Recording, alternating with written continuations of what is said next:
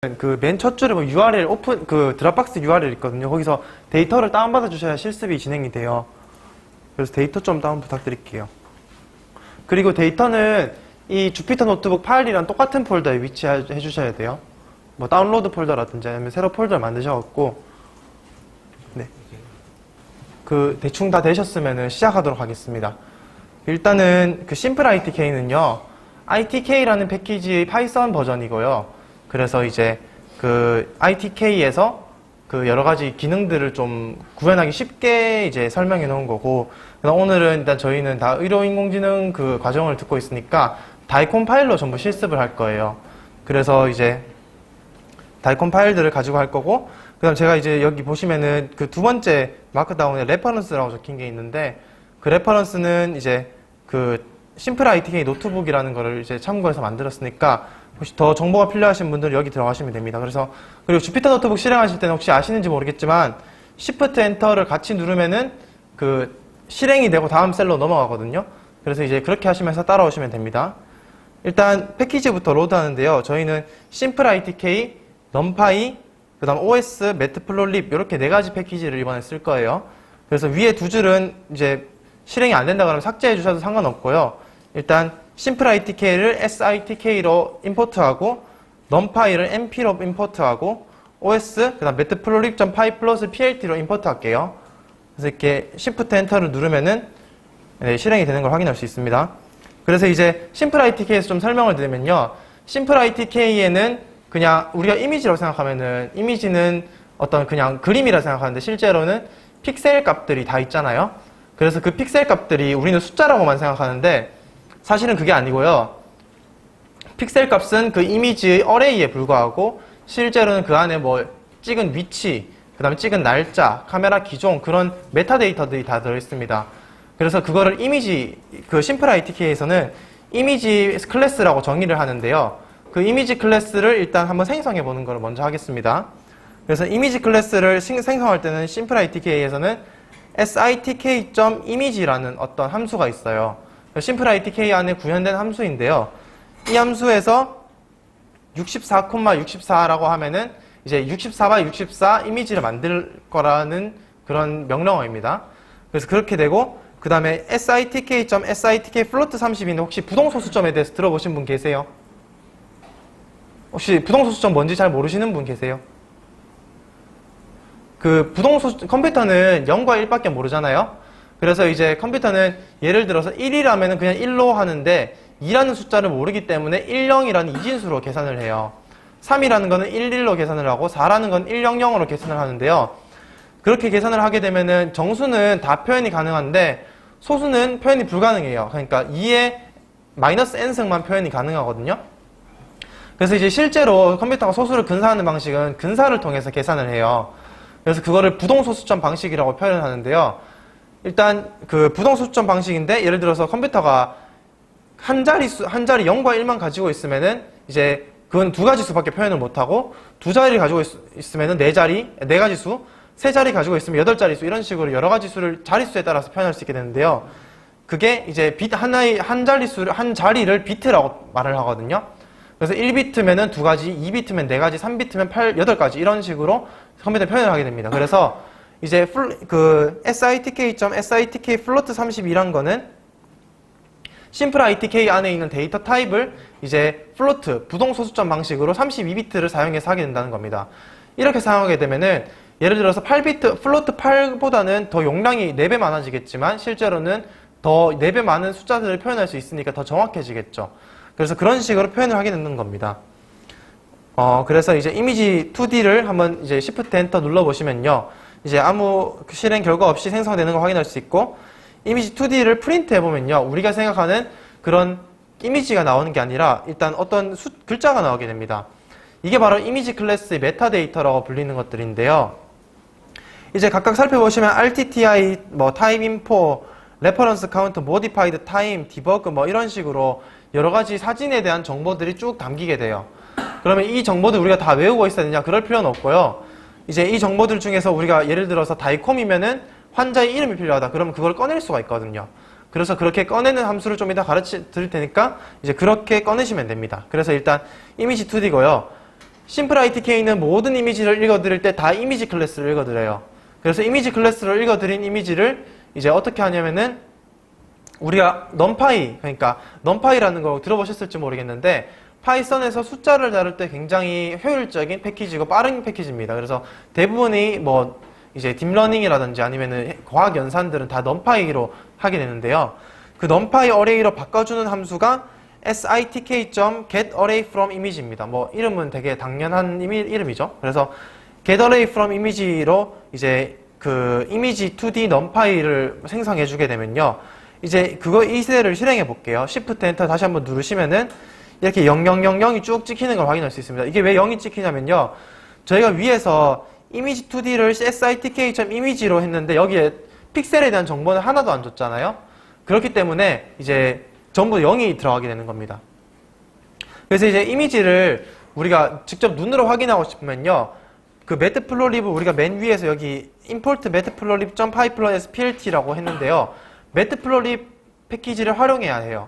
여기 matplotlib이란 거는 이제 정말 플롯을 그려주는 패키지거든요. 그래서 그 패키지를 가지고 이제 이미지를 보여주게 되는데 plt.imshow라는 함수가 있어요. 그래서 matplotlib 함수 그 안에 구현된 imshow 함수인데 이미지 2D numpy를 이렇게 넣어주게 되고 그 다음에 matplotlib 함수는 좀 특이한 게 그냥 plt.imshow를 하면 아무것도 보이지가 않는 건 아니고요. 이제 matplotlib.imshow를 해서 그냥 이것만 실행을 하면은 여기 클래스가 하나 나오게 돼요.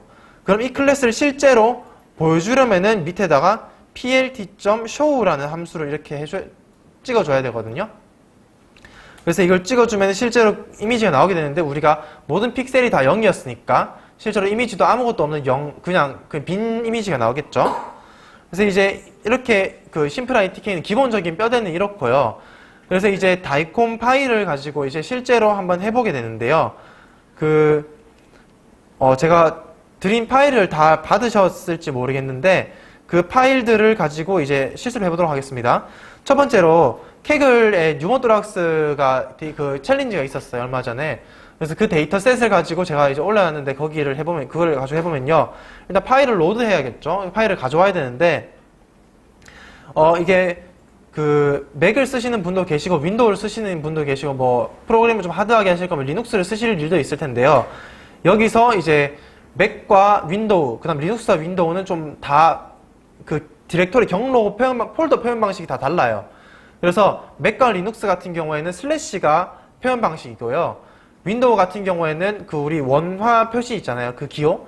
그거 두 개가 그 이제 경로 표현 방식이거든요. 그래서 그거를 이제 뭐 내가 맥에서 쓴 코드를 남이 윈도우에서 쓰려면은 오류가 생겨요. 그렇기 때문에 그냥 슬래시나 원화 두 개를 하지 마시고요. OS라는 패키지 우리가 임포트 했으니까 os.path.join이라는 걸 쓰면은 그 내가 쓰고 있는 운영체제에 맞게 뭐 윈도우면 윈도우, 맥이면 맥에 맞게 그 경로가 다 붙여지거든요. 그래서 패스를 그렇게 지정을 해놓고요. 스테이지 2 이미지즈란 걸로 지정해 놓고 패스가 어디로 향하는지 한번 프린트도 해보고 그 다음에 os.listD라는 거는 이제 그 안에 그 패키지가 그 패스 안에 있는 파일들을 다 읽어오겠다는 소리예요. 그래서 파일 리스트를 이제 읽어와 보겠습니다. 그래서 이것도 Shift Enter를 하면은 이제 패스는 ./stage2 images죠. 그러니까 점이라는 거는 현재 디렉토리를 의미해요. 현재 디렉토리 하위 디렉토리에 stage2 images라는 폴더를 내가 했고 거기에서 이제 모든 그 파일들을 다 읽어오겠다는 그런 게 되는 거죠. 그래서 이제 그 파일 리스트가 되게 많을 건데요. 제가 한번 이제 주피터 노트북 단축키도 좀 알려드리면은 주피터 노트북에서 이제 커서 말고 여기 IN 있잖아요. IN 중괄호 있는 거. 거기를 한번 클릭하시고 A를 누르면은 위에 셀이 생기고요. 거기를 한번 클릭하시고 B를 누르면 아래에 셀이 생깁니다. 그래서 그렇게 A를 한번 누르셔서 위에 셀을 만들고요. 프린트 파일 리스트 이렇게 보면 파일들이 쭉 잠시만요. 이렇게 하면 파일들이 쭉 나오게 되는데요. 실제로 이거를 우리가 다 쓸기에는 너무 많으니까 이걸 다 우리가 볼 수 없잖아요. 그래서 첫 번째, 그러니까 파이썬은 숫자를 0부터 세니까 0번째 것만 가져오도록 하겠습니다. 그래서 0번째 거는 이제 보시면은 id ofc3224ab.dcm이라는 다이콘 파일이고요. 혹시 하시다가 중간에 잘 이해 안 되시는 부분 있으시면 손 들어주시면 제가 다시 설명해 드릴게요. 그래서 이제 첫 번째 파일을 가져오는 거고요. 네, 알겠습니다. 괜찮으신가요? 네. 그래서 첫 번째 파일을 가져오면 이렇게 되고요. 그 다음에 이제 DCM이라는 거를 이제 우리가 파일을 읽어야 돼요. 그래서 파일 읽을 때는 아까는 만들어서 그걸 어레이로 바꿔줬는데요. 그게 아니라 다이콘 파일을 경로가 있을 때 그 다이콘 파일을 다시 읽는 거는 리드 이미지라는 함수가 있어요. 그래서 리드 이미지 안에다가 파일 경로를 넣어주면은 되는데 오류가 생깁니다. 왜 오류가 생기나 이제 찾아보면요. 밑에 SITK 에러 the file does not exist라고 생기죠. 그래서 이게 자주 하는 실수는 저도 많이 하는 실수인데요. 실제로 이거는 우리가 지금 이 주피터 노트북에 있는 폴더 안에 이 파일이 없다는 뜻이에요. 절대 이 파일이 아예 없다는 뜻이 아니고요. 지금 내가 실행하고 있는 것 안에 이 파일이 없다는 뜻이에요. 그래서 어떻게 해주냐면은 원래 아까 패스랑 파일 이름을 이렇게 붙여줘야 돼요. 그래서 그거를 붙여주는 게 os.pass.join인데요. 혹시 리스트 컴프리hension에 대해서 처음 들어보시는 분 계세요? 리스트 컴프리hension이란 거는 파이썬에서 되게 유용한 문법이고 많이 쓰이는 문법인데요.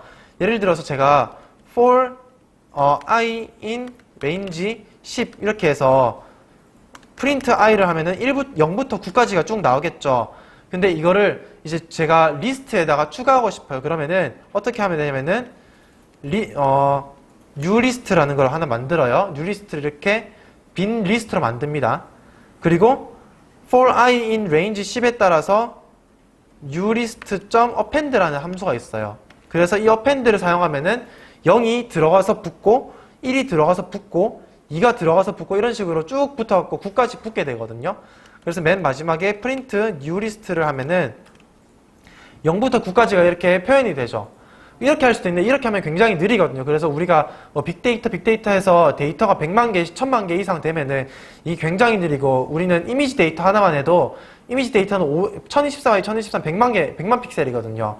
그럼 굉장히 느리기 때문에 이렇게 하는 것보다는 이제 리스트 컴프리hension이라는 문법을 써주는 게 좋아요. 그래서 뉴리스트를 한 번에 할 수 있는 게 리스트를 만들어 놓는데 이 리스트 안에다가 i for i in range 10 이렇게 하면요.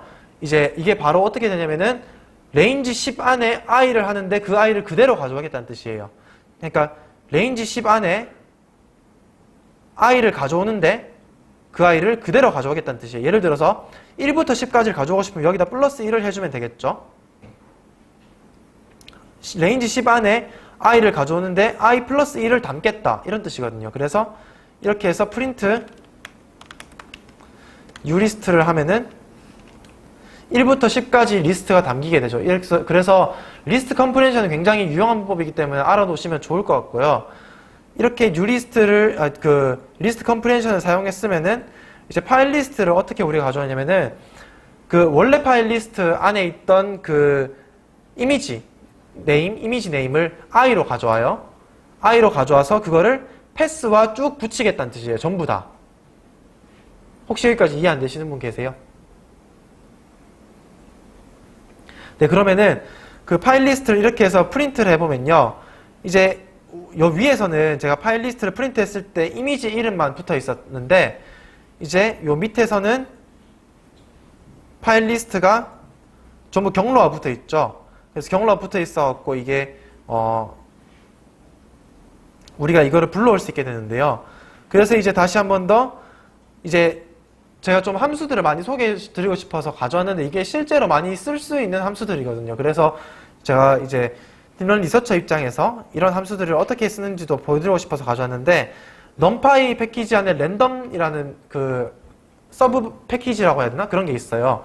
그래서 랜덤 안에는 choice라는 함수가 있는데요. 이거는 정말 선택을 하는 함수예요.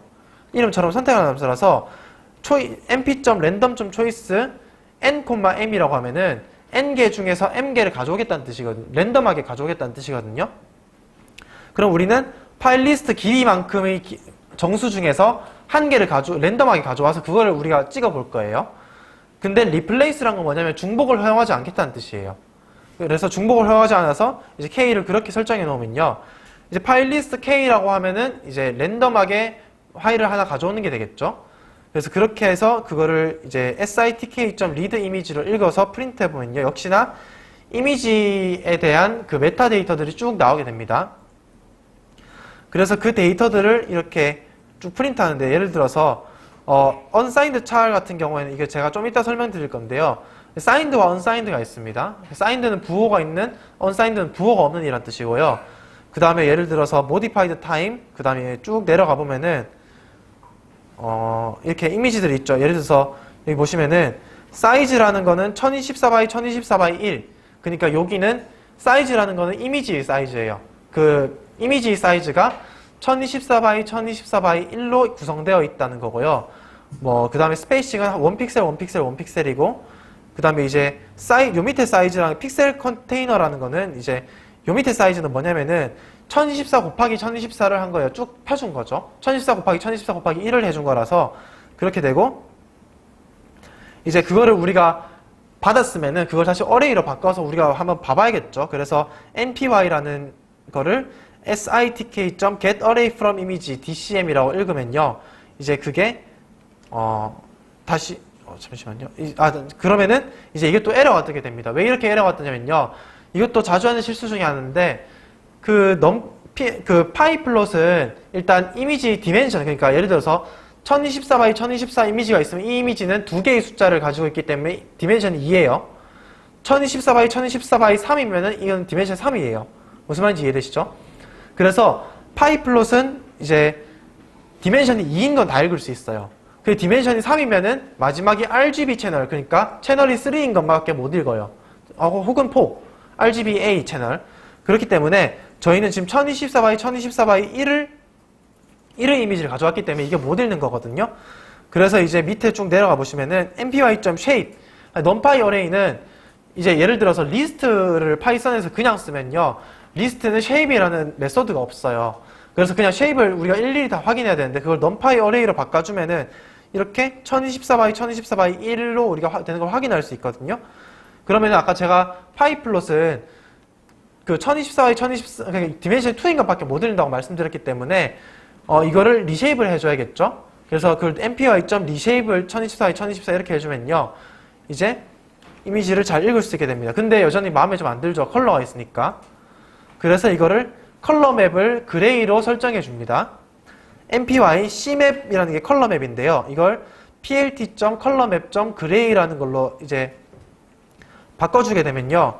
이게 이렇게 흑백 이미지로 보여줄 수 있게 됩니다. 자, 그래서 다시 심플ITK로 돌아오면요. 심플ITK 이미지 그 클래스에는 get metadata key라는 함수가 있어요. 그러니까 메타데이터는 데이터잖아요. 그러면은 예를 들어서 patient name이라는 그 하나의 필드가 있고, patient name, 예를 들어서 장룡우라는 이제 그런 그 값이 있어요. 밸류가 있어요. 그러면은 이걸 키와 밸류라고 부르는데요. 그 중에서 키를 가져오겠다는 뜻이에요. get metadata key라는 거는. 그래서 그 키를 가져와서 이제 그 키를 get metadata 안에 넣어줘서 다 프린트를 해줘 볼게요. 프린트를 해주면 예를 들어서 0008, 0005라는 키에는 ISO IR 100이라는 밸류가 들어있고요. 그 다음에 0008, 0016에는 1.2. 쭉 이런 데이터가 들어있고, 그 다음에 이제 파일 네임 0008, 0018은 파일 네임이거든요. 이 파일 네임은 ID 26C1CF23A라는 파일이다. 뭐 이런 식으로 쭉 이 파일에 대한 정보를 다 나타내게 되는 거예요. 그래서 그것들을 이제 생년월일 같은 경우 1901년, 이거는 한자 익명화 때문에 일본을 이렇게 한 것 같고요. 뭐 뷰는 AP다. 뭐 나이는 그 섹스는 M이고 에이지는 18이다. 그 다음에 체스트고 AP다. 뭐 이런 식으로 쭉 데이터들이 나오게 되는 걸 확인할 수 있는데요. 그래서 이 데이터들을 이제 우리가 numpy array에 대한 성질을 좀 더 이해해야 돼요. 그러니까 다이콤은 이현나 교수님께서 말씀해 주시겠지만, 다이콤 같은 경우에는 우리가 아까 제가 말씀드렸을 때 플로트 32라는 게 있었잖아요. 그거는 32비트로 부동 소수점, 그러니까 소수를 표현한다는 뜻이었죠. 그러면은 우리가 이제 다이콤의 픽셀 값은 전부 거의 대부분 정수인데요. 그 정수가 몇 비트인지가 좀 중요해요. 왜냐하면은 PNG는 다 8비트 혹은 24비트거든요. 그러니까 8비트가 RGB 채널, 세 채널이 있어갖고 24비트가 되는 거고요. 여기 8비트 같은 경우에는 8개의 자릿수밖에 없으니까 0부터 255까지밖에 픽셀 값을 표현을 못해요. 그런데 다이콤은 12비트 혹은 16비트 혹은 24비트 혹은 32비트거든요. 그러니까 되게 많은 밝기를 표현할 수 있습니다. 그렇기 때문에 우리가 지금 딥러닝을 하는 데 있어서 이 이미지가 몇 비트 이미지인지 그 비트 수를 확인해갖고 이제 이미지를 넣었을 때 정보가 소실된 상태로 클래시피케이션을 세그멘테이션 하면은 뭔가 손해잖아요. 그렇기 때문에 비트 수를 확인해서 그 비트 수를 그대로 맞춰줘야 됩니다. 그래서 이제 type mpy를 찍어보면요. type mpy는 numpy.n dimensional array가 나오게 되고요. 우리는 이게 이제 mpy가 2차원인 걸 알고 있으니까 00을 이렇게 넣어주게 됩니다. 그러면은 0번째 array 행의 0번째 값이니까 첫 번째 그냥 원소가 되겠죠. 그럼 그거의 타입을 찍어보면은 uint 8이라는 게 되는데요. 8은 당연히 8비트일 거고 int는 인테저라고 해서 정수가 될 겁니다. 그러면은 u라는 건 뭐냐? unsigned를 의미해요. 그러니까 컴퓨터가 픽셀을 표현하는 방식에는 두 가지 방식이 있는데요. 하나는 signed고 하나는 unsigned예요. 컴퓨터는 우리는 이제 마이너스 10이라는 정수를 마이너스 10 그 자체로 이해하지만 컴퓨터는 0과 1밖에 모르기 때문에 마이너스라는 개념을 몰라요. 그래서 우리가 컴퓨터 그 양의 정수밖에 표현을 못, 0 이상의 정수밖에 표현을 못하기 때문에 우리가 이제 인간들이 한 고안해낸 2의 보수라는 그런 연산과 표현 방식이 있어요. 예를 들어서 1024를 바이너리로, 그러니까 이진수로 표현을 하게 되면은 이렇게 1 다음에 0이 10개가 나오게 됩니다. 그러니까 첫 번째 자리는 0과 1을 나타내고 두 번째 자리는 2, 4, 8, 16, 32, 64 쭉 나가서 1024까지 해서 1024는 1 다음에 0이 10개가 오게 돼요. 그럼 앞에 여기 보시면 프린트 바이너리 1024를 했을 때 앞에 0b는 뭐냐라고 질문하실 수 있는데요. 이거는 바이너리를 나타내주는 앞에 그냥 프리픽스예요. 프리픽스고 뒤에는 1이 오고 그 다음에 0이 10개가 오게 되거든요. 그래서 이렇게 오게 되고 이거는 그냥 스트링으로 표현하게 돼요. 그러면은 컴퓨터가 마이너스 1024를 표현하고 싶다. 그럼 어떻게 하게 되느냐?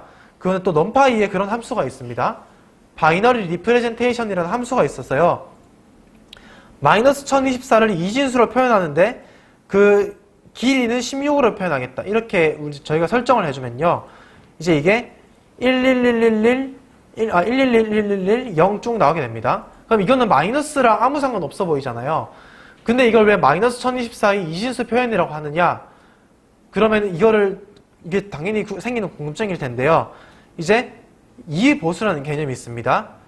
2의 보수라는 거는 1024는 16비트로 나타내면 0이 6개 오고, 그 다음에 1이 다 오고, 그 다음에 다시 0이 10개가 오게 되는데요. 이제 마이너스 1024라는 거는 1이 앞에 6개 오게 되고, 그 다음에 0이 쭉 오게 됩니다. 이게 왜 이렇게 되냐면요.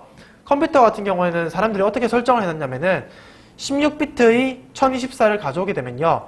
17비트의 어떤 정수를 1000을 가져와요. 여기 보시면은 1 다음에 0이 쭉 있죠. 17비트의 어떤 보수를 가져와서요. 보수라는 거는 보충한다는 뜻입니다. 그 보수를 가져와서 이진 연산으로 빼게 돼요. 0에서 0을 빼면 0이고 0에서 1을 빼면 9가 아니라 1입니다. 이제는 이진수를 빼기 때문에. 그래서 0에서 1을 빼면 1이고 앞에 자리를 내림하면은 이렇게 2의 보수가 나오게 됩니다. 그래서 컴퓨터는 마이너스 1024를 111110000으로 인식하게 돼요. 그래서 이거를 이제 다시 10진수로 표현을 해보면 이 함수는 기억하실 필요 없고요. 이 함수를 다시 10진수로 표현을 해보면 이렇게 됩니다. 그래서 제가 말씀드리고 싶은 거는 이제 다이콤의 픽셀 값은 다 이진수로 저장이 돼 있어요. 컴퓨터는 이진수밖에 모르니까요. 근데 우리가 딥러닝 같은 걸 할 때 예를 들어서 unsigned 이미지를 signed 이미지에 섞어 놓으면은 이거는 클래시피케이션을 하기가 좀 힘들어요. 그렇기 때문에 내가 지금 가진 데이터가 unsigned 데이터인지 signed 데이터인지 그런 것에 대해서 고민이 필요하거든요. 그래서 예를 들어서 마이너스 1024로 그러니까 검은색이 마이너스 1024로 도배된 어떤 그런 이미지를 검은색이 0으로 도배된 이미지와 함께 넣으면 당연히 학습이 잘 안 되겠죠. 그런 문제도 있으니까 실제로 그런 것들을 한 번씩 확인해 주시고 랜덤하게 꺼내셔서 한 10장씩 꺼내셔갖고 이게 signed인지 unsigned인지를 확인해 주시는 게 좋습니다. 특히나 이미지에서 이미지를 변화하는 거, 예를 들어서 내가 커널 CT가 있는데 CT의 thickness를 변환하고 싶다. 그런 것 같은 경우는 이제 비트 수가 굉장히 중요한 역할을 하게 되거든요. 그렇기 때문에 이제 이런 것들도 꼭 고민을 해주셔야 되고요. 다시 한번 그래서 CT 이미지를 가지고 해보면, 이게 엑스레이는요, 위에 보시면은,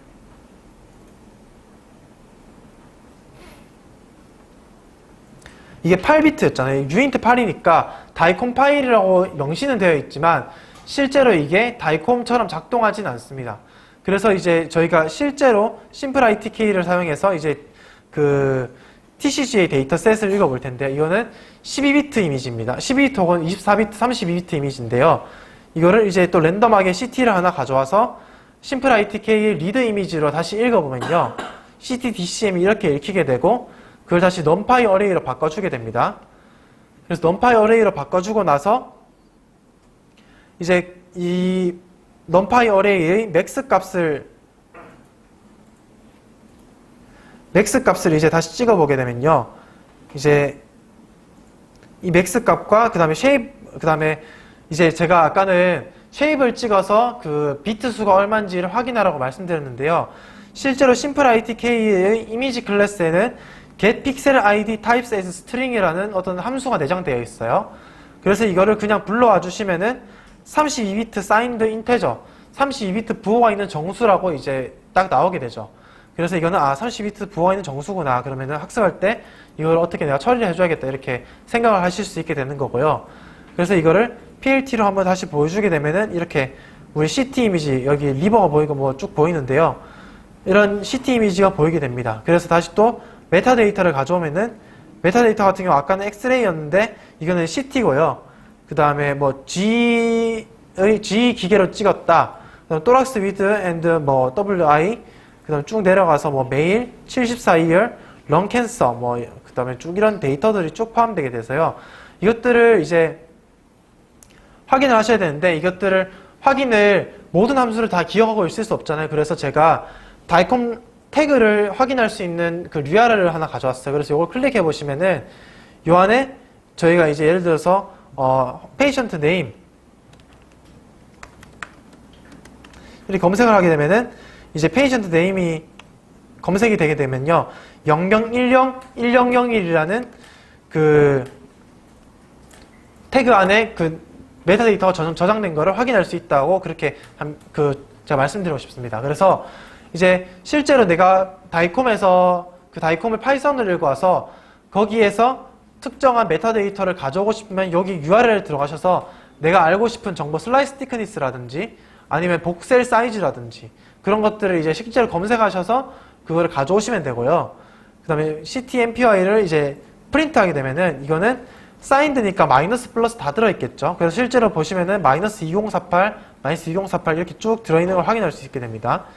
그래서 이것도 최소값과 최대값을 찍어보면요, 최소값은 마이너스 2048이고 최대값은 1032이에요. 뭐 이거 여러분만 랜덤하게 가져온 거라서 여러분마다 다 다를 수 있습니다. 그래서 그 스탠다디제이션과 그 다음에 민맥스 노멀리제이션을 말씀드릴 건데요. 이거는 저희가 심플 ITK랑 조금 상관없는데요. 이거는 딥러닝 학습을 할 때 그 학습 데이터를 그냥 로우 데이터로 때려 넣지 않아요. 이거는 전처리를 조금 해주는데 데이터를 좀 슈링크 시켜주는 거거든요. 예를 들어서 마이너스 2048이 있으면 너무 커서 얘가 학습을 잘 못해요. 그렇기 때문에 이걸 학습을 제대로 시켜주려면은 0과 1 사이 혹은 마이너스 2에서 플러스 2 사이 뭐 이런 식으로 우리가 그 범위를 조정해주는 작업이 필요합니다. 첫 번째가 스탠다디제이션이라는 방법인데요. 그거는 CTMPY가 있으면, numpy 어레이가 있으면은 평균을 빼고 스탠다드 데비에이션으로 나눠주는 방식이에요. 그래서 그 나눠주게 되면은 뭐 마이너스 1에서 1 사이로 위치한다고 할 수는 없지만 대부분 한 마이너스 1에서 1 사이가 한 50%는 넘어가겠죠. 스탠다드 데비에이션 나눠줬으니까. 그리고 민맥스 같은 경우에는 민을 빼주고 그 다음에 최대값, 최소값 레인지로 나눠주게 되면은 이거는 항상 0과 1 사이에 위치하게 되고요. 여기에 2배를 해서 1을 빼주게 되면은 0에서 2 사이에서 1을 빼주는 거니까 마이너스 1에서 1 사이가 돼서 이거는 학습에 따라서 각각 다르게 설정해 주시면 되고요. 그래서 실제로 그 픽셀 값들이 히스토그램, 그러니까 픽셀 값들이 어떻게 분포하고 있는지 한번 살펴보시면은 이렇게 원래 이미지는 이렇게 분포하고 있었는데요. 이것들이 제가 실행 안 했네요. 이것들이 실제로 보면은 마이너스 2에서 플러스 2 사이에 위치하고 있는 걸 확인할 수 있고요. 그 다음 민맥스 1을 해주게 되면 0에서 1 사이, 민맥스 2를 해주게 되면은 0, -1에서 1 사이가 됩니다. 그래서 이제 심플 ITK에서 실제로 딥러닝에서 많이 쓰이게 되는 함수 몇 가지를 소개해 드릴 건데요. 첫 번째가 트랜스포메이션과 리샘플링이라는 겁니다. 트랜스포메이션이란 거는 어떤 거냐면은, 리샘플링이란 건 어떤 거냐면, 제가 리샘플링 먼저 말씀드릴 건데요. 리샘플링이란 건 어떤 거냐면은, 이제 이미지가 1024에 1024 이미지가 이렇게 있었어요. 그럼 이걸 내가 2배로 확대하고 싶어요. 그러면은 빈 공간이 생기잖아요. 그 빈 공간을 어떻게 처리할 것이냐. 내가 예를 들어서 1024에 1024 이미지를 512 내가 GPU가 좀 메모리가 딸려서 512 512를 줄이고 싶어요. 그러면은 어떻게 줄일 것이냐. 그것들에 관한 것이거든요. 그러니까 예를 들어서 빈 공간이 이미지를 키우면은 빈 공간이 생기는데 그 빈 공간이 예를 들어서 0이 여기 0 픽셀 값이 0이었고요. 여기 10이 있으면 우리는 상식적으로 중간에 생긴 빈 공간을 한 5 정도로 메꾸고 싶잖아요. 그런 메꾸는 방법 혹은 아니면 나는 큰 값으로 메꾸겠어. 그럼 10으로 메꾸고 난 작은 값으로 메꾸겠어. 그럼 5로 메꾸고 0으로 메꾸고 이런 식으로 여러 가지 리샘플링 방법을 선택할 수 있다는 말입니다. 그래서 이제 이미지를 줄일 때는요. 최대값을 선택하겠어. 아니면 평균을 선택하겠어. 뭐 그런 식으로 우리가 전략을 따로 채택할 수 있잖아요. 그래서 이미지 리사이즈를 그러니까 쉽게 말하면 이미지를 리사이즈하는 방법이라고 생각하셔도 됩니다. 그래서 그 이미지 리사이즈하는 방법에 대해 설명드리는데요. 이게 사실 그렇게 초심자가 따라오기에는 막 함수들이 되게 직관적이진 않아요. 심플 ITK는 어떻게 구성되어 있냐면요. 심플 ITK라는 패키지가 있고 그 안에 이제 어떤 메소드가 함수가 구현되어 있어요. 그러면 우리는 그 함수에다가 설정값을 이렇게 넣어주거든요. 그 다음 마지막에 execute라는 메소드를 사용해서 이미지를 넣어주게 돼요. 다시 한번 말씀드리면은 어떤 그 심플 ITK 안에 함수가 있고 그 함수에 설정값을 넣어주게 되고 그 설정값을 다 넣어주고 나면은 이제 execute라는 메소드를 사용해서 이제 이미지를 변환시켜주게 되거든요. 그래서 이제 CT-DCM이라는 이제 제가 레이트 2는 뭐냐면요. 일단 자 순서대로 설명드리면은 첫 번째는 리니어 인터폴레이션이라는 방법을 사용해서 우리가 심플 ITK를 가지고 이미지를 리사이즈 해볼 거예요. 레이트 2라는 거는 이미지를 반틈으로 줄이겠다는 말입니다. 그래서 레이트 2로 이제 이미지를 줄이게 되면요. 이제 우리가 그걸 어떻게 줄일 건지를 선택해야 되잖아요. 예를 들어서 최대값을 선택할 건지, 최소값을 선택할 건지, 두 값의 인접한 픽셀의 중간값을 선택할 건지 그런 것들을 선택해야 되는데 일단 레퍼런스 이미지란 건 CT-DCM이라는 그 원래 DCM 이미지 클래스를 제가 다이콤 이미지를 가져올게요. 픽셀 값만 가져오는 게 아니라 싹 다 가져오는 거예요. 그래서 싹 다 가져와서 CT-DCM.getSpacing이라고 하면 복셀이 뭐냐면은 혹시 모르시는 분들이 있을까봐 설명드리면은 우리가 픽셀은 많이 들어봤죠. 화소라는 말을 많이 들어봤는데 복셀이라는 말은 많이 안 들어봤어요. 왜냐면은 CT 같은 경우에는 3차원 이미지죠. 그러면은 CT가 이제 그냥 2D 평면이 그 티크니스가 0인 평면이 아니라 실제로 티크니스를 가지고 있을 거잖아요. 그 다음에 그 티크니스가 있고 그 한 슬라이스의 복셀의 크기가 있을 거잖아요. 그 크기가 이제 복셀입니다. 그래서 지금 여기 프린트를 해보면요. 오리지널 복셀 사이즈가 0.75, 0.751 이렇게 되죠. 그러면은 0.75mm 곱하기 0.75mm 곱하기 1mm가 되는 어떤 복셀이 지금 이렇게 설정이 되어 그렇게 찍혔다는 겁니다. 그래서 그게 찍혔고 그 다음에 오리지널 복셀 사이즈 제가 프린트했고요. 제가 지금 이제 plt.imshow로 이거를 이미지를 보여줬습니다. 그래서 첫 번째 보여준 이미지 요 이미지고요.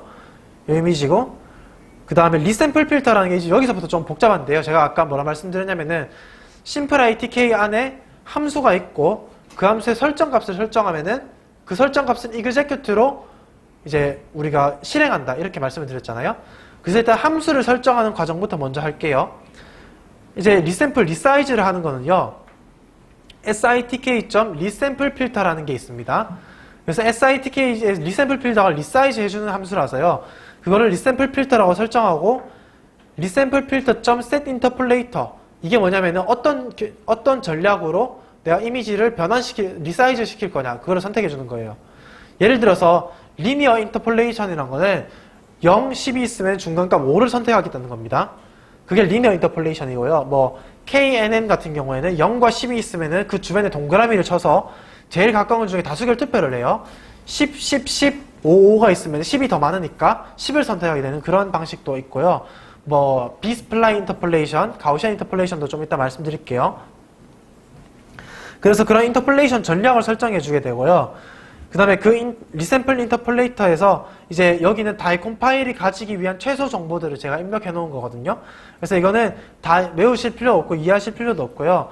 그냥 이런 거를 다이콘 파일에 넣어줘야 될 그런 이제 최소한의 정보들이 있다. 예를 들면 복셀 사이즈, 그 다음에 오리진, 다이렉션 이런 것들이 있다. 이런 거를 아시면 되고요. 이제 그래서 레퍼런스 이미지가 CDDCM이었으니까 그거의 get 사이즈를 해서 오리지널 이미지 사이즈로 찍어보면요. 512 x 512 x 1이 됩니다. 그러니까 한 복셀이 0.75 곱하기 0.75 곱하기 1이고 그런 것들이 512 x 512 x 1이 모여있는 어떤 그런 다이콘 파일이 된다는 거예요. 그래서 이제 그게 되고 우리가 그러면은 이제 A랑 B를 A랑 B가 레퍼런스 이미지 디멘션이었는데요. 512고 512였는데 이거를 레이트로 나눠줄게요. 그럼 줄어들게 되겠죠. 2였으니까 레이트가 2였으니까 줄어들게 되겠죠. 그래서 이미지를 256 by 256으로 만들어 주겠습니다. 그래서 리샘플 필드처럼 셋 사이즈를 해서 A, B, C를 하면요. 이제 256, 256, 1이 됩니다. 뉴 이미지 1은 어떻게 되냐면 리샘플 필터, 제가 아까 이그제큐트라는 걸 계속 말씀드렸는데요. 리샘플 필터라는 그 함수의 설정 값을 다 설정해주고 나서 execute image라고 넣어주게 되면요. 실제로 이미지가 변환이 되게 돼요. 그걸 new image 1이라고 했고요. new image 1 mpy를 이제 array로 바꿔서 이제 plt.show로 찍어주게 되면은 이상하게 나오죠. 혹시 왜 이렇게 되는지 아시는 분 있으세요? 이게 왜 이렇게 되냐면은 우리가 이미지 사이즈는 줄였지만 복셀 사이즈는 안 줄여서 그래요. 복셀 사이즈도 절반으로 줄여야 되거든요. 그러니까 한 복셀이 0.75 곱하기 0.75 곱하기 1이면 절대적인 사이즈는 변하지 않았는데 이미지만 크롭한 거예요. 그냥 이미지만 자른 거거든요. 그래서 이거를 실제로 해줄 때는 밑에 보시면 딴 코드는 다 똑같고요. 이제 복셀 사이즈를 이제 set out spacing으로 get spacing으로 이제 복셀 사이즈를 읽어온 다음에 그 set out spacing 복셀 사이즈 늘려줘야 됩니다. 그러니까 한 복셀이 1.5 곱하기 1.5 곱하기 1이 돼야 된다는 말이에요. 그러면 이미지가 더 이제 두꺼워지겠죠. 더 약간 더 적은 정보를 담고 있겠죠.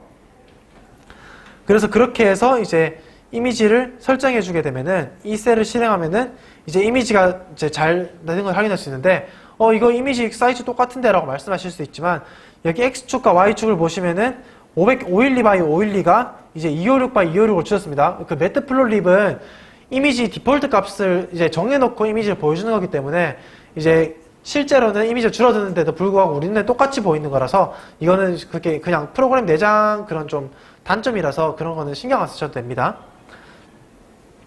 그래서 이제 이미지를 두 번째 니어리스트 네이버후드 메소드로 인터폴레이션 할 건데요. 다른 코드는 다 똑같습니다. 위에 코드랑 바로 직전 코드랑 다 똑같은데 이제 니어리스트 네이버후드 메소드란 거는 아까도 말씀드렸지만 픽셀 내가 바꾸고 싶은 픽셀이 있고 그 픽셀 주변에 5, 10, 10, 10이 있으면 10이 더 많기 때문에 10을 그 다수결 투표를 해서 이제 동그라미 그려갖고 10을 선택하게 되는 그런 리샘플 방식입니다. 그래서 이걸 하게 되면은 이렇게 되고요. 이제 이렇게 리샘플 하게 되면 이렇게 되고요. 그래서 이제 지금 같은 경우에 이제 레이트 0.5니까 이제 이미지 사이즈가 증가했죠. 레이트가 2였으면은 이제 이미지 사이즈가 감소하고 레이트 0.5면 이미지 사이즈 증가합니다. 나중에 이제 내가 GPU 메모리가 이미지를 다 못 받는다. 아니면 복셀을 그 3D 이미지를 다 못 받는다 그러면은 리샘플 하셔갖고 좀 줄여서 이제 이미지를 넣어주시는 것도 하나의 학습 전략이 될 수 있습니다. 예를 들어서 뭐 노드 같은 건 좀 작으면 못 찾겠지만 예를 들어서 뭐 퍼포레이션이나 그런 아니면은 뭐 뉴모드락스 같은 거는 이제 찾을 수도 있잖아요. 그렇기 때문에 이제 이런 것들을 해주시는 게 좋고요. 그 다음에 이제 두 번째 니어리스트 네이버후드까지 했고 이제 요 인터폴레이터들을 한번 비교해 볼 건데 제가 그림을 좀 크게 그릴 거기 때문에 화면을 좀 축소하도록 하겠습니다. 첫 번째는 리니어 인터폴레이터고요. 두 번째는 니어리스트 네이버후드 인터폴레이터. 세 번째가 비스플라인이에요. 비스플라인이란 거는 이제 우리가 점이 이렇게 있으면요. 잠시만요. 이제 점들이 이렇게 있으면 그 점으로부터 직선 다각형을 폴리곤을 만들 수 있는데요. 우리가 원하는 건 폴리곤이 아니라 스무스한 어떤 곡선이 되기를 원해요. 그래서 그거를 해주는 게 비스플라인 인터폴레이션입니다. 그래서 그게 비스플라인 인터폴레이션이고, 그래서 이제 이거를 세 번째 비스플라인 인터폴레이션, 네 번째가 가우시안 인터폴레이션이라서 이거를 실제로 실행을 해보게 되면 첫 번째 그림이 크죠. 이거는 왜 크게 됐냐면은 제가 피규어 사이즈를 15,15 원래는 5,5인데 15,15로 증가시켰기 때문에 이미지가 크게 나온 겁니다. 그래서 제목 보시면 리니어 인터폴레이션, 그다음에 이제 니어리스트 네이버후드 인터폴레이션. 그래서 이것들을 실제로 살펴보게 되면요, 뭐 크게 차이가 나는 것 같진 않은데요. 조금씩 다 다른 방식이기 때문에 차이가 있다고 저는 제가 좀 둔감한 걸 수도 있고 차이가 난다고 느끼실 수도 있습니다. 그래서 이렇게 세 번째가 비스플라인 인터폴레이션, 네 번째가 가우시안 인터폴레이션, 이렇게 네 가지가 됩니다. 그래서 여기까지가 리샘플이었고요. 한 10분만 쉬고 다시 시작하도록 하겠습니다. 혹시 여기까지 질문 있으신가요? 이걸 10분만 쉬고 시작하도록 하겠습니다.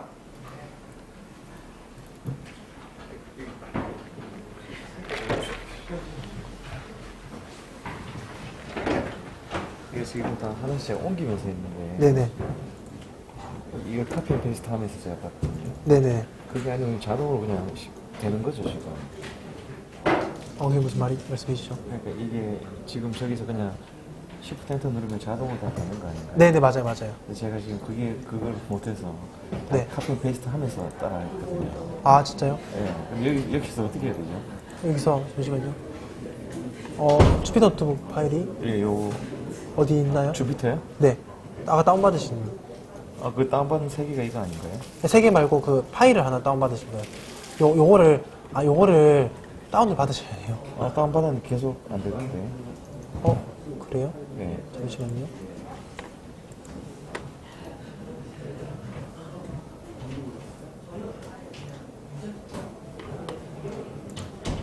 여기서 거꾸로 가면 뒤로 네네. 아래. 이거만 뜨더라고요. 여기 보시면 여기 다운로드 집이 있어요.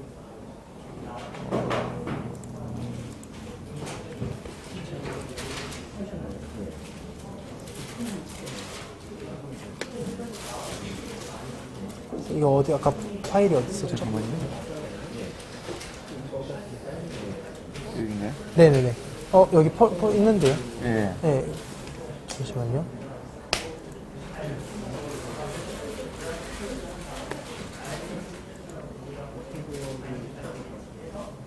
여기 왜 안 보이지?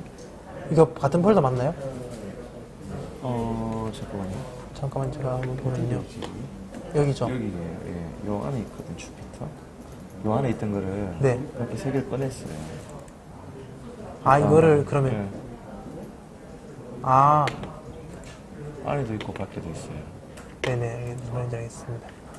이거를요.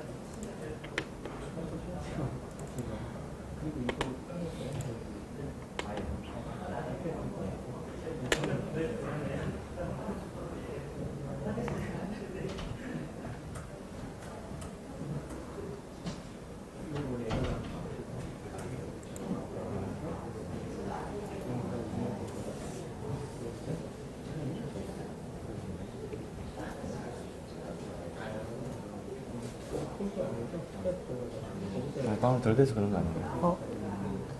다운은 되는 것 같아. 이게 좀, 왜 이러지?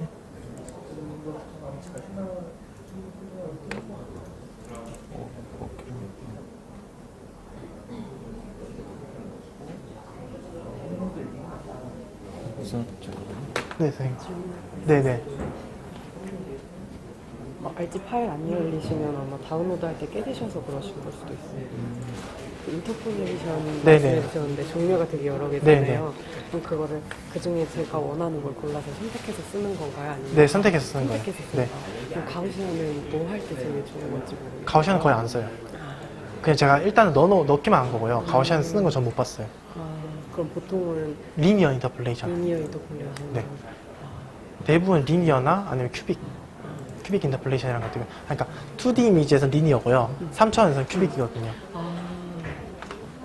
그러면 다이콘 파일 가지고 있는 게 있으면 선생님 주신 실습 저걸로 네네네. 올렸을 때 네. 똑같이 볼 수 네네네. 있는 거죠.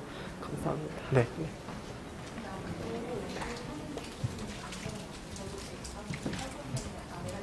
다운받으셨어요? 자료 옮기시던데? 여기 인터넷 좀 이상해. 아, 그래요? 이쪽.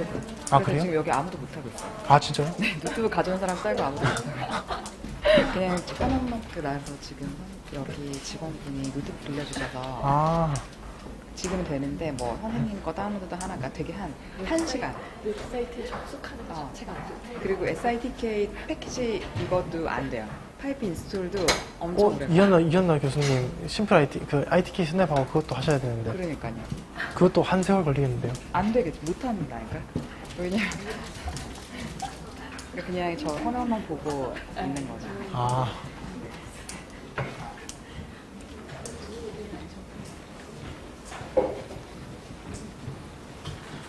되셨나요, 혹시? 아,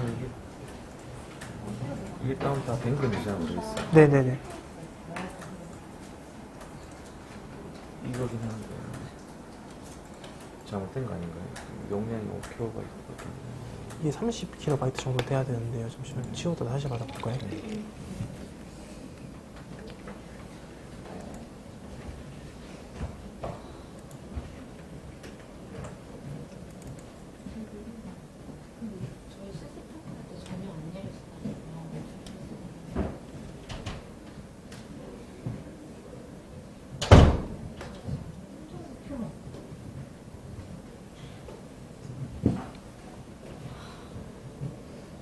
그럼 새로 다운받아서 어디에 옮겨놓을까요?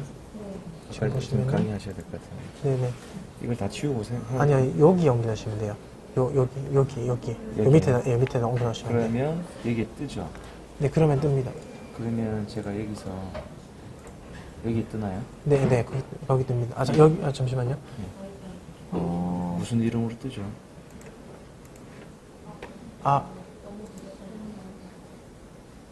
지금 경로가 잘못 들어오신 것 같은데요.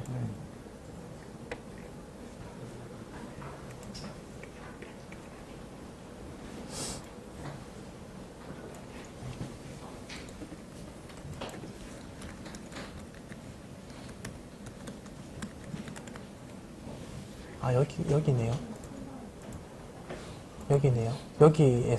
여기를 옮겨 넣으셔요. 그러니까, 지금 보시면요.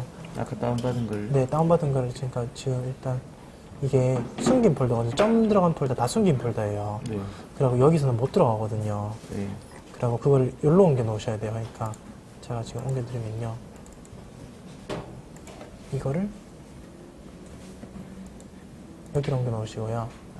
그다음 여기다가 파일을 옮겨 놓으시면 돼요.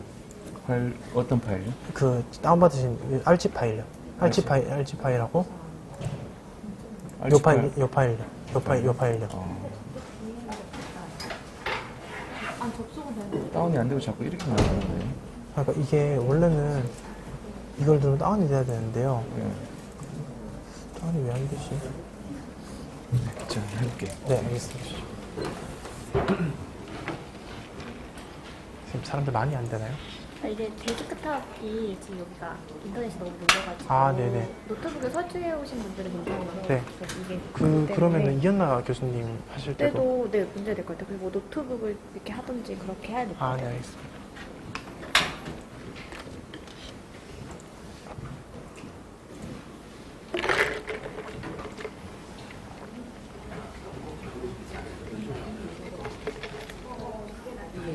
안녕하세요. 이런 이미지 네. 그런 거 할 때 조금 다이코프라는 게 좀 좋은 아, JPG로 하면 이미지 정보 손실이 있어요. JPG는 8비트고요. 다이컴이 12비트거든요. 4비트가 날라가잖아요. 그러니까 그런 손실이 있어서 저는 안 쓰는 편이에요. 그리고 그리고 이제 실제로 예를 들어서 겐 같은 걸 해갖고 이미지를 그 팍스에 띄우고 싶다. 그러면 무조건 12비트 해야 되거든요. JPG랑 다이컴을 붙일 수는 없어요. 그렇기 때문에 10비트를 하시는 게 좋아요. 원래 이미지 손실 없이. 또그 다이콤 그 CT 같은 거 뽑으면 여러 장 나오잖아요. 그러면 그 중에 아무거나 뽑아도 그 메타데이터를 뽑아보면 근데 다 똑같아요. 다 똑같아요. 지난번에 좀 그 같이 네네. 했으면 그거는 제가 다 만들어는 놨는데 네네. 제 아는 동생 중에 또 뒷머리 하는 친구가 네. 있어서 자기가 한번 해볼게. 아, 네, 알겠습니다. 그래서 못 언제든지 보내고 뭐 있거든요. 편하신 대로 하시면 돼요. 그다음에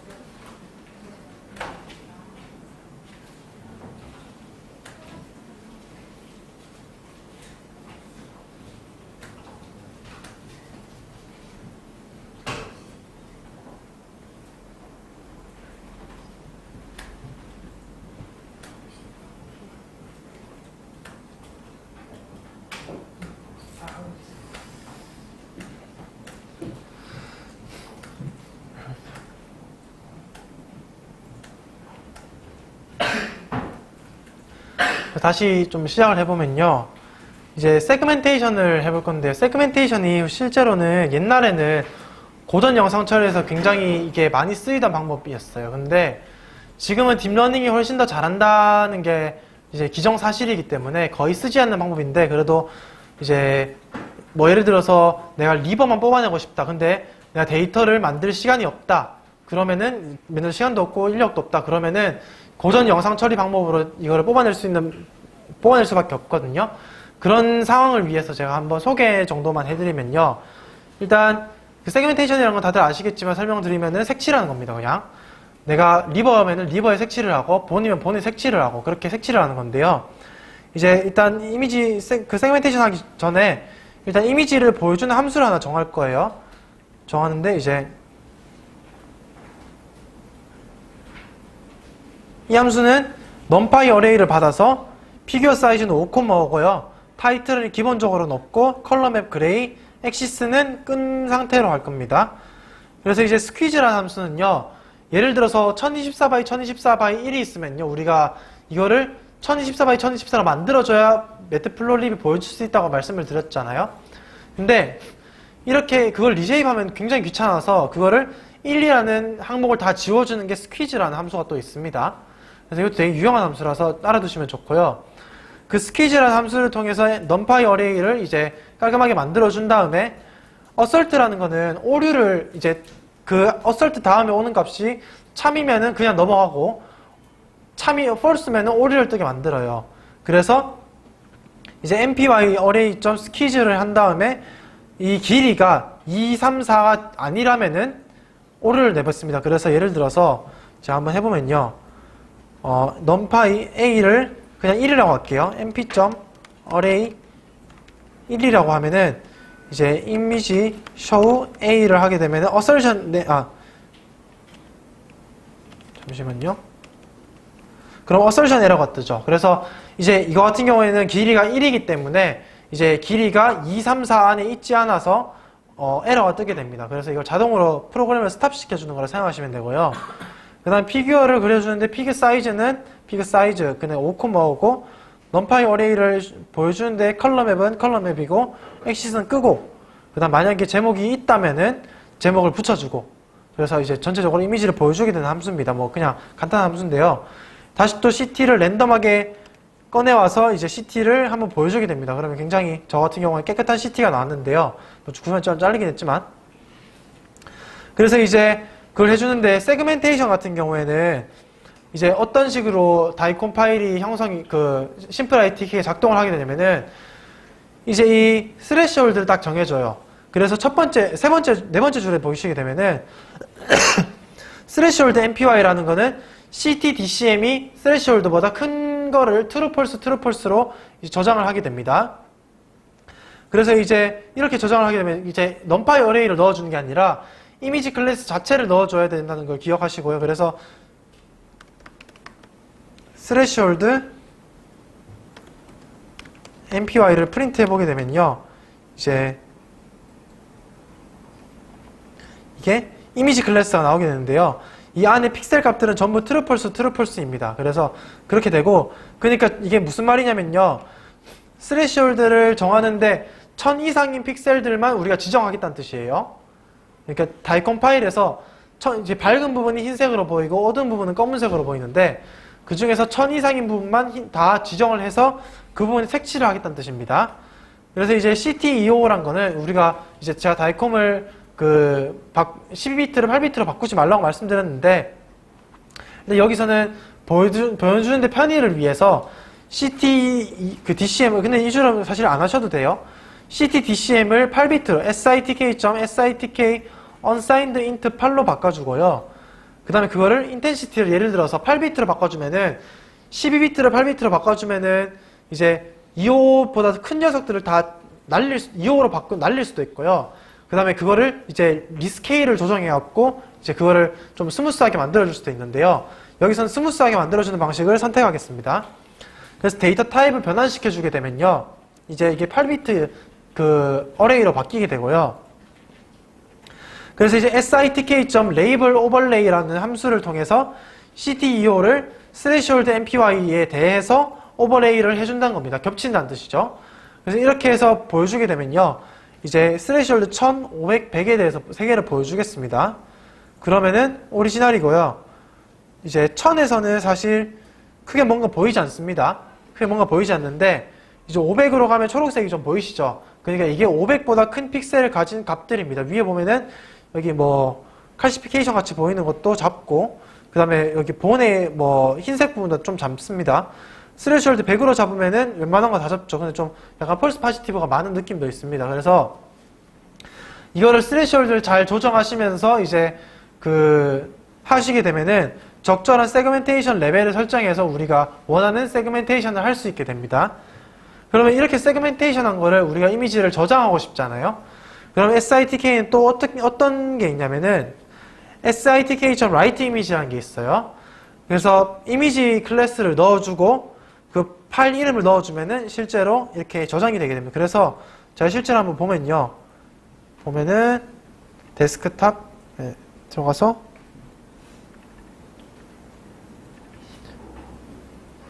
이 PNG 파일을 딱 열게 되면 이렇게 실제로 이미지가 저장된 것을 확인할 수 있습니다. 그래서 이렇게 PNG 파일 혹은 다이콘 파일도 다 지원이 되니까요. 이런 식으로 저장을 할 수 있으니까 이것도 이제 실제로 우리가 이미지를 저장해서 다시 쓰고 싶다 하실 때는 이렇게 하시면 되고요. 다시 불러오는 것도 똑같습니다. 이제 sitk.read 이미지를 통해서 segmentation with threshold라는 이제 그 파일을 불러올 거예요. 그래서 그걸 불러와서 get array from image를 해서 numpy array로 바꿔준 다음에 그거를 이제 PNG라는 변수에 저장하고 액시스를 꺼서 이제 쇼를 해주게 되면은 이렇게 이제 세그멘테이션 된 이미지를 다시 확인할 수 있게 됩니다. 그래서 이렇게 확인할 수 있고요. 그 다음 우리가 이제 딥러닝 하게 되면은 예를 들어서 사진이 체스트 엑셀 클래시피케이션을 해야 되는데 내가 가진 데이터가 1000장밖에 없어요. 그럼 학습이 안 될 거잖아요. 그러면은 우리가 데이터 오그멘테이션이라는 걸 해주게 됩니다. 데이터 오그멘테이션이란 거는 데이터를 증폭시켜준다는 뜻이에요. 말 그대로. 그래서 데이터를 증폭시켜주는데 그냥 데이터 가만 놔두면 증폭이 안 되잖아요. 그러니까 우리가 변환을 통해서 증폭시키게 됩니다. 예를 들어서 데이터 각 픽셀에다가 가우시안 노이즈를 픽셀 바이 픽셀로 뿌려준다든지, 그러니까 가우시안 노이즈, 정규 분포를 따르는 노이즈를 이제 뿌려준다든지, 아니면은 이제 우리가 이미지를 약간 디스토션 시켜준다든지, 뭐 체스트 엑스레이에서 그러면 안 되겠지만 좌우를 플립해준다든지, 약간 로테이션을 시켜준다든지, 시어링을 해준다든지, 그런 여러 가지 트랜스포메이션 방법이 있습니다. 아니면 이미지를 이렇게 약간 그 양쪽으로 밀 수도 있고요. 그런 트랜스포메이션들이 다 심플 ITK에 구현이 되어 있는데요. 사실 이것도 텐서플로우나 케라스에 이미 다 내장이 되어 있는 함수들인데, 이제 그런 함수들을 쓰는 게 훨씬 편하긴 한데요. 실제로 데이터를 오그멘테이션해서 저장해야겠다. 그러면은 심플 ITK를 쓰셔야 합니다. 이제 텐서플로우나 그런 거는 자동으로 랜덤하게 그 데이터를 어그멘테이션 시켜주기 때문에 이게 실제로 그런 데이터 어그멘테이션 된 거를 내가 일일이 다 확인할 수는 없어요. 그래서 그 데이터를 실제로 어그멘테이션에 다 저장하고 재활용도 하고 싶다 그러면은 이 심플 ITK 트랜스포메이션 함수들을 써줘야 합니다. 그래서 이제 트랜스포메이션을 쓸 건데요. 이제 다이콘 파일을 쓸 수도 있지만 일단 저희는 점으로 한번 해보겠습니다. 삼각형을 그려보겠습니다. 삼각형도 그려보고. 그래서 트랜스포메이션 플롯을 한번 그려볼 건데요. 점들이 이렇게 쭉 있어요. 포인트가 있습니다. 일단 위에부터 설명드리면요. A라는 거는 랜덤.landint, 아까 랜덤이라는 걸 초이스라는 함수를 통해서 설명드렸는데요. 랜덤.landint라는 어떤 그런 함수가 있어서 이거는 A, B, C예요. A는 0이고 B는 100이고 C는 2입니다. 이게 무슨 뜻이냐면은 0에서 100 사이의 범위 내에서 랜덤하게 int, 정수를 2개 가져오겠다는 뜻입니다. 그렇게 가져온 거를 A에 저장하겠다는 뜻이니까 A는 2차원 배열이 되겠죠. 그러면은 A는 좌표가 되는 겁니다. 평면상의 좌표가. 그래서 coordinate of random vector A라고 딱 표기되면 지금 저 같은 경우에는 80,86이라는 게 찍혔어요. 그래서 이 80,86이 찍히고 그 다음에 트랜스포메이션 플러스는 제가 또 정의한 함수인데요. 이게 각 점들을 8개 이하로 받아서 좌표 평면을 X레인지, 그러니까 0에서 150, 0에서 150 사이의 그래프를 그려주고 덧 타입은 이제 X가 될 수도 있고 O가 될 수도 있고 빼기가 될 수도 있는데요. O 같은 경우에는 말 그대로 동그라미로 그려주겠다는 뜻이고 X라는 경우는 X자 모양으로 그려주겠다는 뜻이고 더하기 같은 경우는 플러스 모양으로 그려주겠다는 뜻이고 뭐 그런 식입니다. 그래서 그거를 이제 쭉 그려주는 함수인데요. 이제 그거를 그려주면은 이렇게 보시면은 80,86 정도의 그린이 위치하는 걸 확인할 수 있습니다. 처음에 보시면 G죠. G 그린입니다. 그래서 이제 트랜스포메이션을 설명해 드리면요. 여러 가지 트랜스포메이션들이 있어요. 이걸 다 외우실 필요는 없고요. 이제 데이터 오그멘테이션 할 때 트랜스포메이션 종류를 찾아보시면서 실제로 이걸 하나하나 적용을 적용을 하셔서 이제 그걸 데이터로 저장하시면 되는데요. 첫 번째는 트랜슬레이션이에요. 트랜슬레이션은 번역하다라는 뜻도 당연히 있지만 그 평행이동이라는 뜻도 있습니다. 그래서 이제 평행이동은 그냥 좌표를 그냥 이동시켜 주는 거죠. 좌표를 이동시켜 주게 되는데 그러면은 식은 y는 x 플러스 b가 될 겁니다. 그냥 이동만 시켜주니까. 그래서 이제 그거를 우리가 그냥 넘파이 어레이에다가 플러스로 해서 그냥 넘파이 어레이끼리 더할 수도 있어요. 근데 왜 그렇게 안 하고 심플 ITK 사용하는지 아시겠는 분? 왜냐하면 메타데이터가 그럼 날아가 버립니다. 메타데이터 뭐 페이션트 네임이라든지 픽셀, 복셀 사이즈 그런 것들이 다 날아가 버리기 때문에 그렇게 하면 별로 좋은 방법이 아니고요. 실제로 우리가 이미지를 변환시켜주고 싶으면은 심플 ITK 트랜슬레이션 트랜스폼이라는 함수를 쓰는 게 훨씬 더 좋습니다. 그러면 메타데이터는 다 저장되고 트랜슬레이션만 수행하게 되거든요. 그래서 이제 디멘션은 2차원이고 무브는 10,15 그러니까 X축으로 10, Y축으로 15만큼 이동을 하겠다는 뜻이고요. 그 트랜슬레이션을 이제 옮겨주게 되면은 역시나 이미지 클래스가 나옵니다.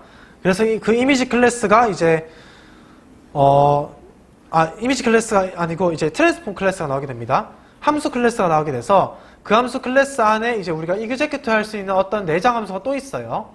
그래서 그거를 다시 말씀드리면은 translated란 거는 translation transform point 그러니까 점을 실제로 넣어서 트랜스폼을 시켜주겠다는 뜻이에요. 근데 얘는 numpy array를 못 받고 파이썬 리스트만 받을 수 있습니다. 그래서 A란 numpy array를 toList라는 함수로 이제 리스트로 바꿔줘야 합니다. 그래서 그렇게 바꿔주고 그거를 두 개 다 찍어보면요. 원래 같은 경우에 80,86이었나요? 80,86이었는데 빨간색 점으로 이제 평행이동이 된 것을 확인할 수 있습니다. 그래서 이렇게 점들을 확인할 수 있고요. 오일러 2D 트랜스폼이란 건 우리가 제일 잘 아는 트랜스폼인데요. 이제 회전 변환을 한 다음에 평행이동을 시켜주는 그런 트랜스포메이션입니다. 그래서 그런 트랜스포메이션 같은 경우에는 회전 변환 행렬이 하나 붙게 되고요. 그 다음에 이제 트랜슬레이션 벡터가 하나 더 붙게 되는데요. 그렇게 했을 때 이제 그 R세타라는 게 로테이션 매트릭스고 B가 트랜슬레이션 벡터가 돼서요. 이제 P1 같은 경우에는 삼각형을 이제 로테이션 시켜 볼게요. P1 같은 경우에는 0에서 100 사이에 있는 랜덤한 정수 두 개를 가져오고, P2 같은 경우에도 두 개를 가져오고, P3 같은 경우에도 0에서 100 사이에 정수 두 개를 가져오겠습니다. 그래서 이것들을 다 리스트로 바꾼 다음에요. 이제 트랜스포메이션 플롯을 한번 그려보면은 일단은 이 하늘색은 원점입니다. 원점. 오리진은 0,0이니까 원점이에요. 원점에서 이제 이렇게 점들이 떨어진 것들을 확인할 수 있습니다. 그럼 이거를 로테이션 시키고 그 다음에 이제 트랜슬레이션까지 시켜주게 되면요. 이제 sitk.oiler 2D 트랜스폼이라는 함수를 일단 oiler 2D라는 이름으로 가져와요. 역시나 이것도 이제 함수가 있고 그 함수에 설정해줘야 될 값들이 있고 값을 다 한 다음에 execute 하는 방식입니다. 그래서 그렇게 oiler 2D 트랜스포메이션이라는 걸 가져와서 oiler 2D에 저장하고요. set translation, 그러니까 10,15만큼 트랜슬레이션을 지정해 주는 겁니다. 그래서 그걸 지정해 주게 되고 앵글은 2분의 파이 90도로 제가 회전을 하게 만들게요. 그래서 set 앵글을 이렇게 하게 되면은 90도 회전 변환을 하고 10,15만큼 평행이동을 하게 되는 그런 어떤 오일러 2D 트랜스포메이션 연산이 되는 겁니다. 그래서 그렇게 하고 나면요. 이제 트랜스포메이션 실제로 시켜주면은 이제 이렇게 됩니다. 그래서 이걸 위에 거랑 비교해 보시면요. 위에 거는 빨간색, 파란색, 초록색 이렇게 있었는데 이게 빨간색, 파란색, 초록색 이렇게 돼서 회전 변환이 들어가고 그 다음에 트랜스포메이션까지 같이 된 거를 확인할 수 있습니다. 그래서 이것들 같은 경우에는 이제 트랜슬레이션과 로테이션을 적절히 섞어갖고 데이터 오그멘테이션도 시켜줄 수 있고요. CT 다이콤 이미지 같은 경우에는 그렇게 시켜줄 수 있기 때문에 이제 이거 데이터 오그멘테이션 하는데 꽤 유용한 그런 함수이지만 실제로는 데이터 오그멘테이션은 그 케라스나 텐서플로어의 내장 패키지들을 더 많이 사용하는 추세이기 때문에 일단 이런 것들이 있다 정도만 알아놓으시고 재활용할 때만 쓰시고 그 다음에 이제 막 크게 비중을 둬서 공부하실 필요는 없을 것 같습니다. 그리고 이제 트랜스포메이션 종류에 대해서 말씀드릴 건데요. 이제 제가 아까 말씀드렸던 트랜스포메이션도 있고요. 뭐 버스터 트랜스포메이션, 리지드 3D 트랜스포메이션, 오일러 2D, 오일러 3D 뭐 되게 많아요. 그래서 이것들을 여러 가지 적절히 조합하시면서 이제 내가 어떤 상황에서 어떤 트랜스포메이션을 써야겠다 이걸 찾아보신 다음에 실제로 트랜스포메이션을 써보시는 걸 추천해 드립니다. 그리고 이제 히스토그램 이퀄라이제이션인데요. 이제 히스토그램 이퀄라이제이션 같은 경우는 굉장히 중요합니다. 이제 히스토그램 같은 경우에는 우리가 히스토그램이라는 단어가 좀 익숙지 않은 분들도 계셔서 설명드리면요. 픽셀 값들이 분포를 보는 게 히스토그램입니다. 그래서 그 히스토그램을 우리가 이제 그래프로 그리면 아까 위에 보셨던 이제 이런 그래프가 나오게 되는데요. 이게 히스토그램이거든요. 이 히스토그램 같은 경우에는 지금 보시면 밝은 부분이 굉장히 많고요. 어두운 부분도 굉장히 치우쳐져 있습니다.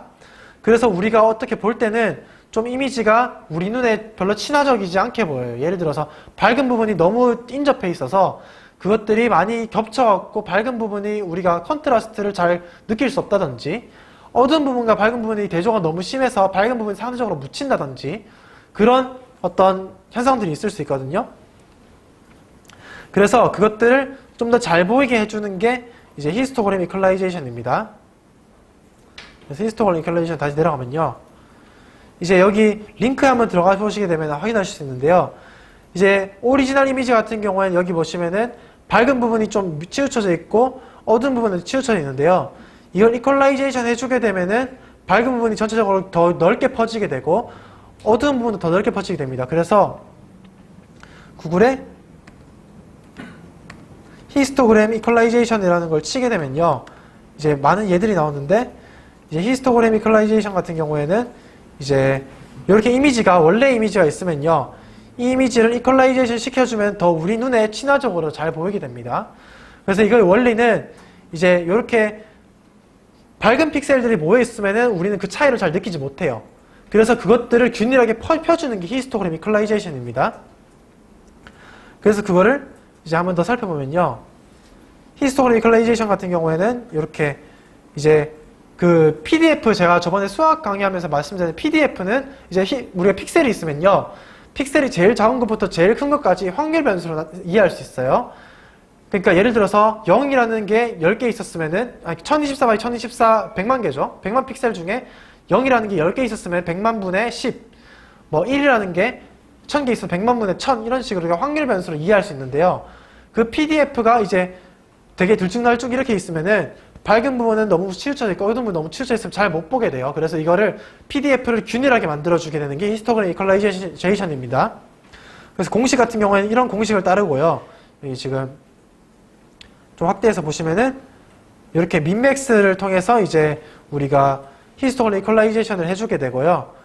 그래서 이제 히스토그램 이퀄라이제이션 같은 경우에는 이렇게 원래 안 보이던 이미지가 여기 밝게 치우쳐져 있던 이미지가 이렇게 좀 균일하게 퍼져서 PDF보다 CDF, Cumulative Distribution이 이제 이렇게 일직선으로 쭉 YX처럼 잘 올라가게 되는 걸 이제 우리는 히스토그램 이퀄라이제이션이라고 얘기를 하게 됩니다.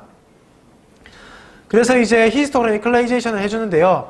이제 심플ITK는 히스토그램 이퀄라이제이션 단독으로 해주는 패키지는 없고 어댑티브 히스토그램 이퀄라이제이션이라는 좀 더 제너럴한 버전이 있습니다. 그래서 그거를 먼저 해보게 되면요.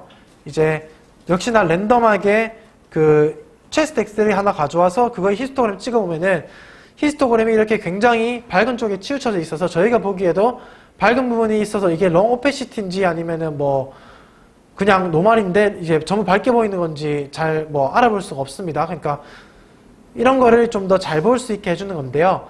이제 심플ITK에는 어댑티브 히스토그램 이퀄라이제이션 이미지 필터라는 게 있습니다.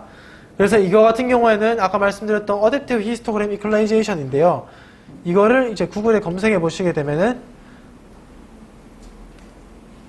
이제 알파 값과 베타 값이 있습니다. 알파 값과 베타 값이 있었고 이런 이미지를 이제 우리가 히스토그램 이퀄라이제이션 시켜주는데 알파 값 같은 경우에는 이제 위에 보시면은 그 전통적인 히스토그램 이퀄라이제이션 방법에 가깝냐 아니면 우리가 지금 제너럴한 방법에 가깝냐 그걸 나타내는 거고요. 그 다음에 베타 값 같은 경우에는 0이 될수록 언샤프한 이미지냐 아니면 1이 될수록 이제 샤프한 이미지냐 그렇게 표현을 하게 되는데요. 이제 그걸 가지고 이제 히스토그램 이퀄라이제이션을 하게 되면요. 역시나 또 히스토그램 이퀄라이제이션을 할 때는 이제 설정해줘야 될 변수들이 있어서 그것 함수가 있고 설정해야 될 변수들을 설정해주고 그 다음에 그 변수들에서 이제 마지막에 이미지를 이제 execute 하게 되는데요. 이제 알파, 베타를 먼저 1로 두고 한번 히스토그램 이퀄라이제이션을 시행해 보도록 하겠습니다. 그러면은 이제 똑같죠? 뭐 달라진 게 별로 없습니다. 알파, 베타가 1이면은 거의 달라지는 게 없습니다. 근데 알파, 이제 알파, 베타가 0이면요. 여기도 크게 달라지는 게 없는데요. 알파, 베타가 0이면은 전혀 이제 윤곽선만 이렇게 나타나게 되죠. 그래서 이 히스토그램 이퀄라이제이션이 잘못된 예고 히스토그램이 이렇게 정방향으로 분포하게 되잖아요. 근데 이렇게 분포하는 게 아니라 우리는 이퀄하게 분포하길 원합니다. 뭐든 이제 CDF가 이렇게 일직선으로 증가하길 원해요. 그렇기 때문에 알파를 0으로 놓고 베타를 1로 놓으면요. 이제 제가 또 코드 말씀드리면 다시 설명드리면은 히스토그램 이퀄라이제이션 그 함수 안에는 setAlpha라는 메소드가 있습니다. setAlpha로 알파를 설정해주고 그 다음에 setBeta로 베타를 설정해주고 내가 얼마만큼 패치를 뜯어서 히스토그램 이퀄라이제이션 할 건지 그것까지 라디우스를 설정해주게 되면은 이제 우리는 execute를 할 수 있게 되거든요. 그래서 그 execute를 하게 되면은 이제 실제로 히스토그램 이퀄라이제이션이 된 이미지가 튀어나오게 되는 겁니다. 그래서 그렇게 해갖고 히스토그램 이퀄라이제이션을 하게 되고요. 이제 그래서 여기 보시면은 알파를 0, 베타를 1로 두면은 이제 좀 뭔가 뭐 보이긴 한데 전혀 우리가 알아볼 수 없는 이미지죠. 판독에도 의미 없는 이미지고 그래서 이제 이것들이 이게 정확히 어떤 솔루션이 있어갖고 무조건 이 솔루션으로 해라 이런 건 없고요. 어댑티브 히스토그램 이퀄라이제이션에는 이제 이것들을 조정해 가면서 우리가 어떻게 잘 볼 수 있는지를 좀 해야 됩니다. 근데 이제 저는 심플 ITK를 맡았기 때문에 심플 ITK를 말씀드리는데요. CV2라는 패키지가 있습니다. 오픈 CV라는 패키지가 있는데 거기에 히스토그램 이퀄라이제이션 함수가 이제 좀 더 편하거든요. 이거는 좀 불편한 함수고 설정해야 될 변수들이 많아서 좀 불편하고 CV2라는 패키지에 히스토그램 이퀄라이제이션 메소드가 잘 되어 있으니까 이제 이게 좀 불편하시고 어렵다 하시는 분들은 CV2에 이제 히스토그램 이퀄라이제이션을 하시면 됩니다. CV2 히스토그램 이퀄라이제이션을 이제 보게 되면요. 이제 아까 들어갔던 페이지인데요.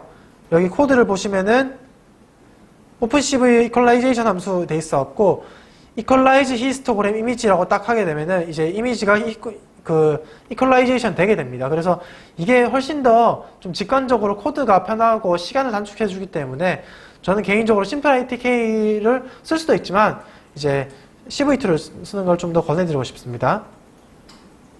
그래서 이제 알파가 1이고 베타가 0이면 아예 뭐 의미 없는 이미지가 나오죠. 그래서 이것들을 이제 0.2단위로 끊어가면서 이제 히스토그램 이퀄라이제이션을 해보게 되면요. 히스토그램 이퀄라이제이션 같은 경우 0일 때, 0,0일 때, 0,0.2일 때 뭐 이런 식으로 히스토그램을 쭉 볼 수 있게 됩니다. 그래서 히스토그램을 보면서 이제 이게 우리가 원하는 이미지가 어떻게 되고 디스트리뷰션이 어떻게 되는지 확인하면서 실제로 다이콘 파일 같은 경우에는 이제 이미지 투 이미지를 저는 주로 하는데요. 이미지 투 이미지를 하게 되다 보면은 다이콘 파일이 막 밝기가 들락날락 할 때가 많습니다. 그런 것 같은 경우에는 이제 어떤 경우에는 이제 맥스 픽셀이 4096이고 어떤 경우에는 맥스 픽셀이 70이에요. 그렇기 때문에 이제 이미지 밝기가 왔다 갔다 하기 때문에 그런 경우에는 히스토그램 이퀄라이제이션이 필수거든요. 그래서 이제 뭐 클래시피케이션을 하시는 분들도 계시겠지만 이미지에서 이미지를 생성해내고 싶다 하시는 분들 같은 경우에는 히스토그램에 대한 공부를 좀 하시고 히스토그램 이퀄라이제이션 메소드를 좀 자유자재로 사용하실 수 있는 거를 줘서 좋을 것 같습니다. 그래서 밑에 내려서 보시면은 이제 이렇게 다양한 히스토그램 이퀄라이제이션이 나오게 되는데요. 이 중에서 뭐 이 정도면은 뭐 그나마 좀 봐줄만한데 그래도 만족스럽진 않고요. 그래서 이것들을 좀 변화시키면서 이제 히스토그램을 하게 되는데 예를 들어서 제가 오픈CV가 좋다고 말씀드렸잖아요. 그래서 오픈CV를 통해서 이제 해보게 되면요. import CV2를 이제 실행하면 오픈CV가 이제 임포트 되게 됩니다. 그래서 오픈CV의 이퀄라이제이션 이미지 함수를 쓰게 되면요. new라는 거를 cv2. equalize hist 그 다음에 x sitk. get array from image 그 다음에 xdcm 이렇게 하게 되면요. 이제 히스토그램 이퀄라이제이션이 된 그런 이미지가 나오게 됩니다. 그래서 plt.imshow에 new를 해주게 되면요. 이제 이게 히스토그램 잠시만요.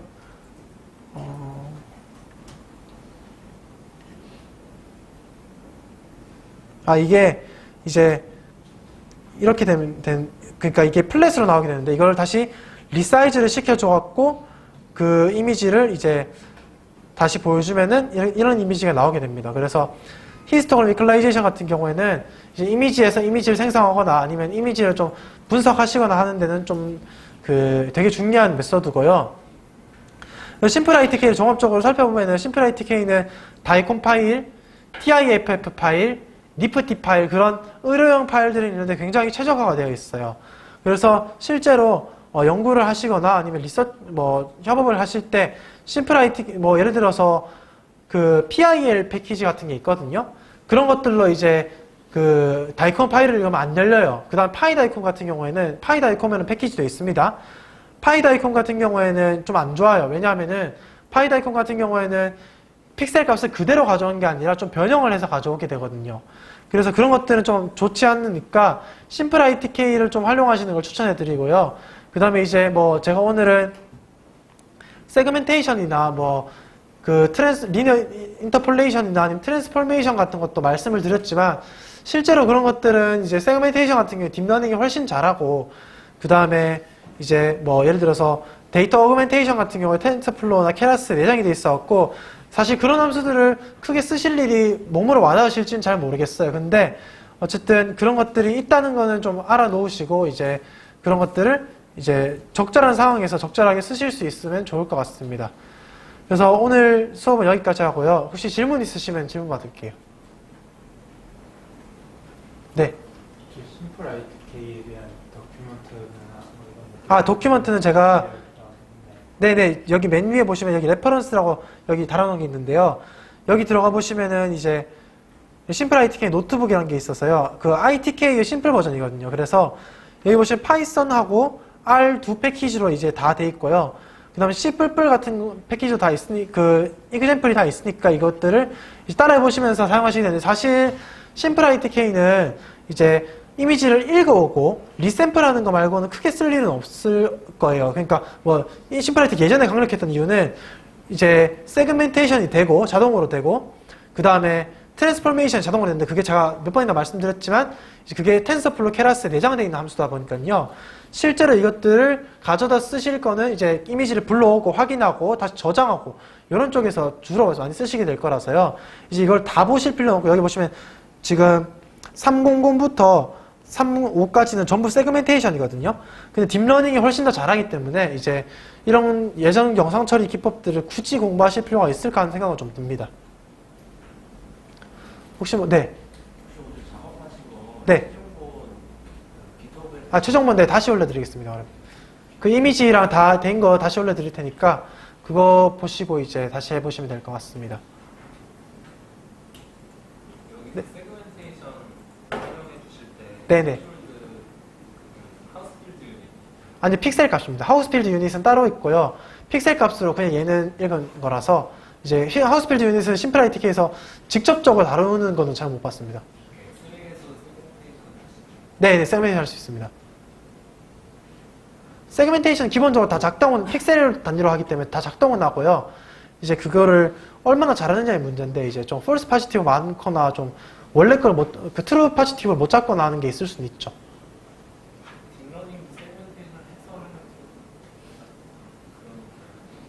네, 제가 질문 잘 이해 못합니다. 네.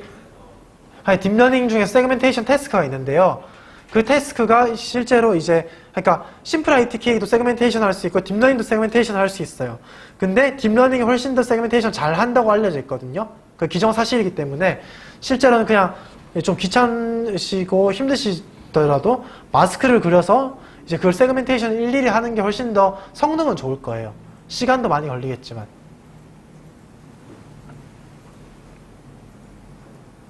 혹시 다른 질문 있으신가요? 네, 없으시면 마치도록 하겠습니다. 감사합니다.